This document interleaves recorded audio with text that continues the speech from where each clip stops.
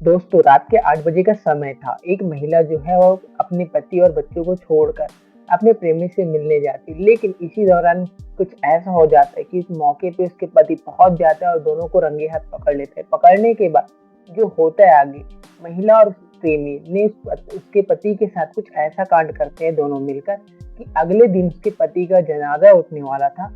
उसी time 4 police station के police वाले पहुँचते और उसकी पत्नी को उसके जनाजे के सामने से उठा के ले जाते। गाँव वालों के सामने जब उसकी पत्नी को लेके जाते हैं, तब गाँव वाले हंगामा करते और हंगामा में पुलिस वाले जब बताते कि किस तरीके से पत्नी ने ही पति को ही अपने प्रेमी के ज़रिए से मरवा दिया। ये सुनने के बाद गाँव वालों के पैर तले ज़मीन खिसक जाती है और आइए इस कहानी और घटना को हम डिटेल में जानते हैं। सबसे पहले चैनल पे नए हो तो सब्सक्राइब कर लीजिए एंड मेरा नाम हेमंत है एंड आप वीडियो कहाँ से देख रहे हैं वो अपना प्यारा सा नेम एंड सिटी नेम हमें कमेंट बॉक्स में ज़रूर बताइए। आज की कहानी और घटना है उत्तर प्रदेश के सुल्तानपुर जिले से आदिपुर से है, जहाँ पे एक 38 साल का महेश नाम का लड़का रहता था, जो कि वहीं का रहने वाला था। उसके पिताजी का नाम गंगा था और उसके माता का नाम कौशल्या था।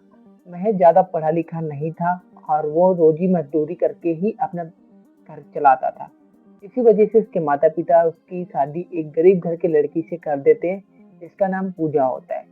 पूजा और महेश की शादी हो जाती है और होने के बाद कुछ सालों बाद जो महेश होता है वो लुधियाना पंजाब चला जाता है काम करने के लिए, पैसा कमाने के लिए।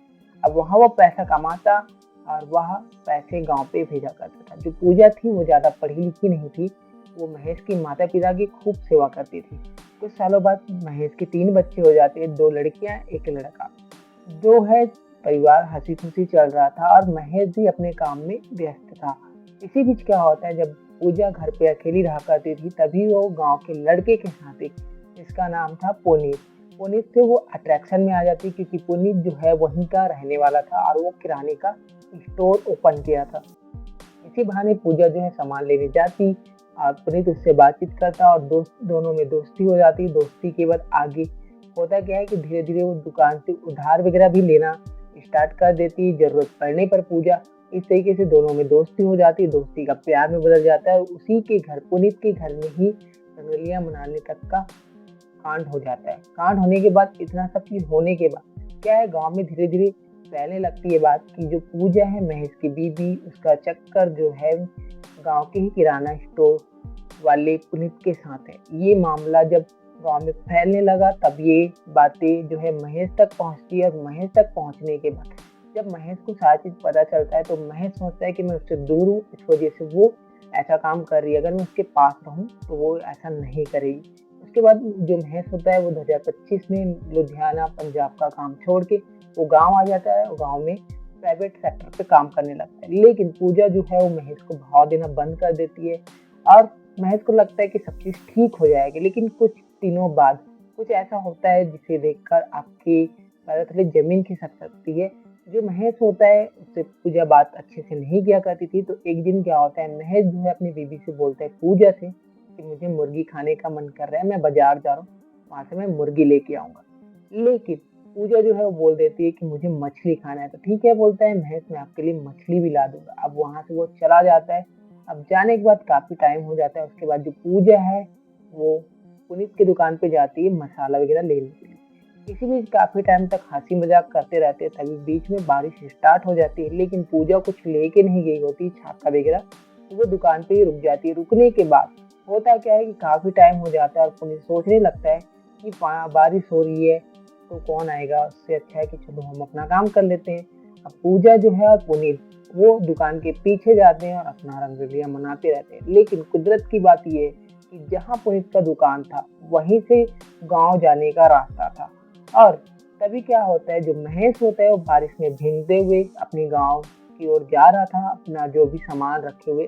तभी सोचता है कि बारिश बहुत तेज हो रही है और बहुत टाइम से हो रही है, क्या पता पूजा आई होगी मसाला लेने के लिए।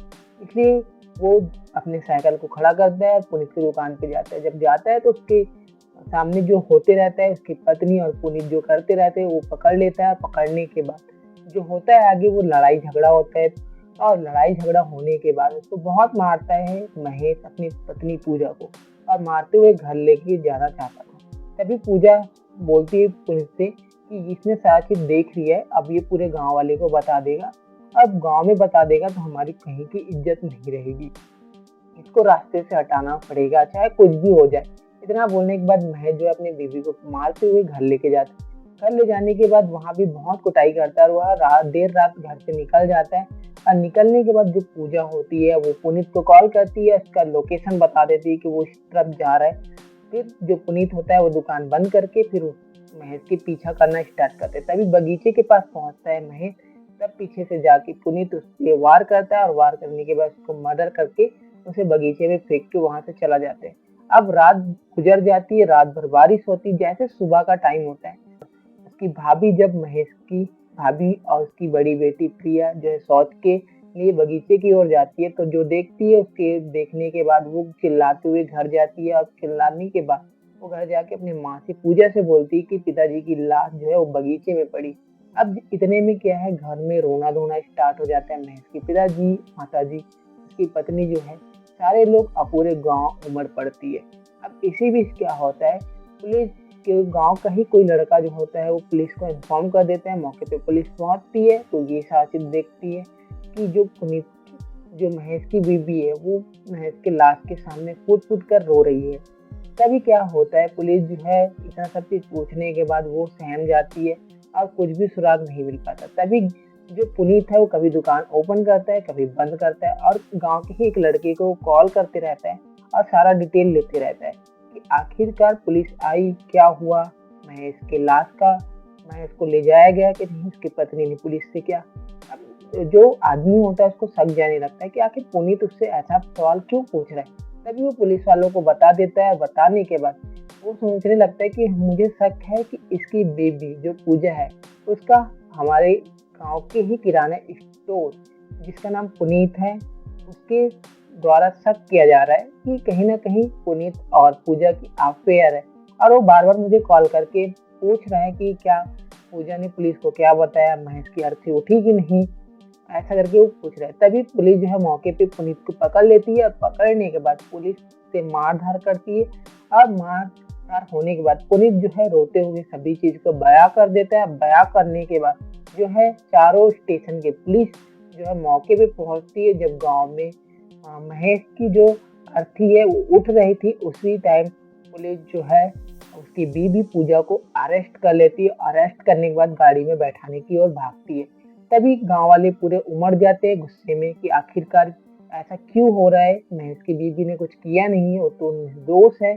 तभी पुलिस बताते हैं कि कैसे इसने पूजा ने ही अपने पति की ही हत्या करा दी है अपने प्रेमी के थ्रू। इतनी सारी बातें सुनने के बाद गाँव वालों के पैरों तले जमीन खिसक जाती है और खिसकने के बाद जो पूजा और पुनीत है उसको कोर्ट में कार्यवाही करते हुए जेल भेज दिया गया। आगे की कार्यवाही और घटना जो है वो कोर्ट तय करेगा कि उनके साथ क्या होना है क्या नहीं। बाकी इस कहानी और घटना को सुनाना आपकी दिलों को ठेस पहुंचाना नहीं था, आपको एजुकेट और सतर्क करना था कि आप ऐसी घटनाओं से अवेयर और सावधान रह सकते हैं। बाकी इस घटना के ऊपर आपका क्या राय है वो कमेंट बॉक्स में जरूर बताइए एंड उनके साथ क्या होना चाहिए क्या नहीं ये भी जरूर बताइए। बाकी मिलते हैं नेक्स्ट वीडियो में, तब तक के लिए खुद खुश रहिए और अपनी फैमिली को भी सतर्क रखिए।